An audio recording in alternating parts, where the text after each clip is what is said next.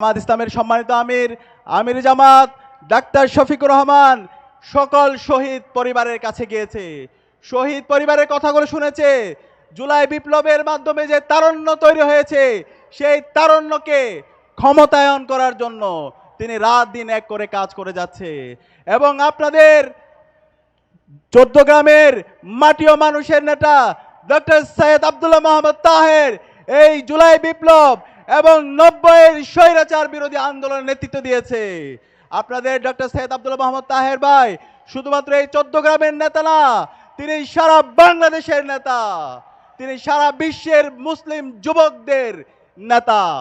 সে কারণে আগামী নির্বাচনে আমরা কি আমাদের নেতা ডক্টর সৈয়দ আব্দুল্লাহ মোহাম্মদ তাহেরকে ব্যাপক ব্যবধানে বিজয় করতে পারবো ইনশাআল্লাহ? ইনশাআল্লাহ।